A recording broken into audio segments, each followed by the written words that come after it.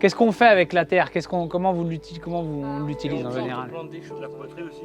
La poterie. On peut cultiver, On peut cultiver sur la terre. refaire des maisons. Refaire des maisons. Donc là, c'est ce qu'on voit autour de nous, là. Quand on regarde les maisons qui sont autour de nous, c'est des maisons qui sont construites avec de la terre.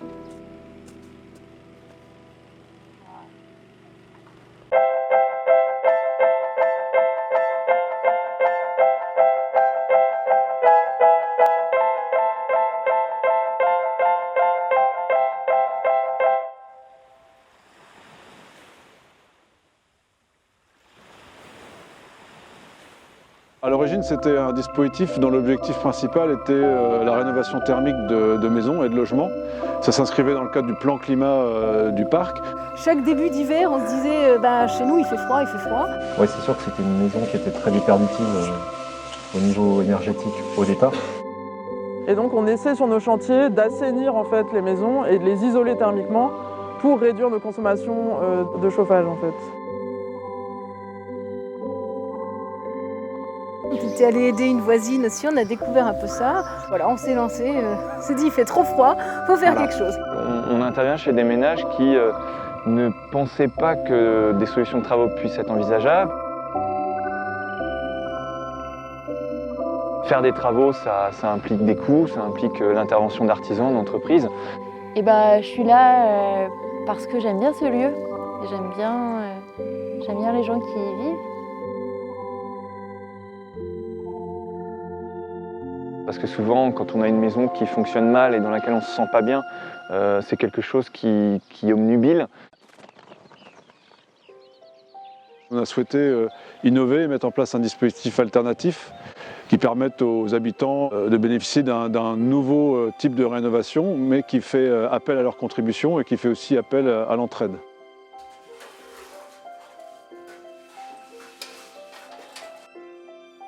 Alors là, l'esprit de nos chantiers en fait, comme on intervient beaucoup sur du bâti ancien, c'est d'utiliser des techniques qui sont similaires aux techniques qui ont permis de construire les maisons en terre et en pierre de la région. Et en fait, à l'époque, traditionnellement, les gens ils utilisaient ce qu'ils avaient sous les pieds et dans les champs. Donc l'objectif de l'association, c'est ça, c'est d'essayer d'accompagner ces bénéficiaires. Et le retour qu'on en a, c'est que les travaux sont mis en œuvre. Et en plus, il y a cette plus-value du côté humain en utilisant des matériaux compatibles avec le bâti ancien, des matériaux d'origine naturelle, biosourcés, géosourcés. Je suis à la retraite et je suis en train de restaurer une maison. Et je vais utiliser des techniques anciennes. Carrément opter pour les matériaux de jadis. C'est eux qui avaient raison, c'est d'un emploi facile. Ils n'étaient pas bêtes les gens d'avant, ils savaient ce qu'ils avaient entre les mains et la valeur de ce qu'ils avaient entre les mains. J'avais vachement envie de m'auto-former sur ces questions de maçonnerie et de réhabilitation des vieilles bâtisses, des vieilles maisons. We come from Germany. We went here by hitchhiking. Took longer than we thought, 2 days, but in the end we arrived here. Yeah, we're here because we wanted to learn more about plastering with clay and in general about natural building. Bon, j'ai acheté sur un coup de folie un vieux bâtiment complètement déglingué et, il y a 15 ans et j'ai commencé à le restaurer et en fait je me suis prise de passion pour ça. Ça a aussi aujourd'hui un intérêt écologique évidemment, de réduire en fait l'empreinte écologique des matériaux qu'on utilise sur un chantier.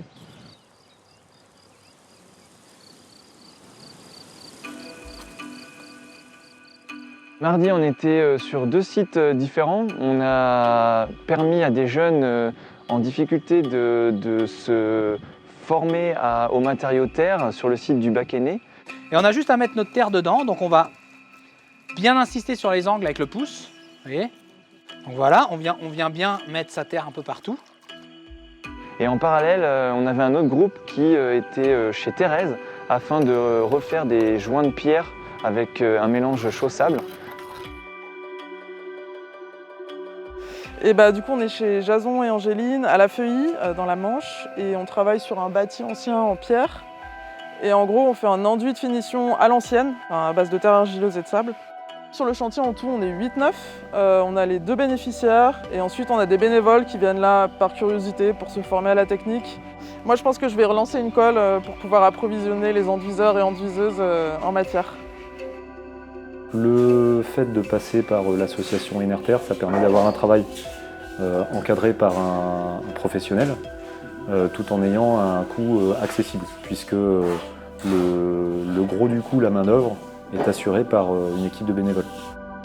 Et ben là, on est parti sur direction Neuilly-la-Forêt pour aller remettre le matériel au chantier qui aura lieu demain et jusqu'à la fin de semaine. Donc là, j'ai le malaxeur qui est derrière et puis le reste du matériel à l'intérieur.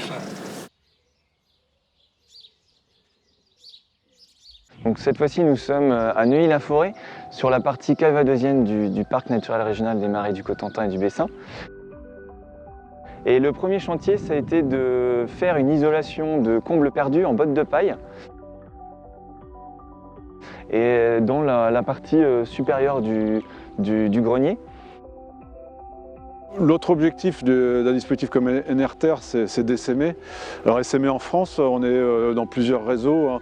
Et puis on essaye aussi de dupliquer Inerter à l'étranger avec un projet européen qui s'inscrit dans le cadre des projets Erasmus, qui s'appelle HELPS et qui implique des Grecs, des Italiens et des Espagnols. Et on espère ainsi aussi pouvoir impliquer des migrants dans ce type de travaux-là.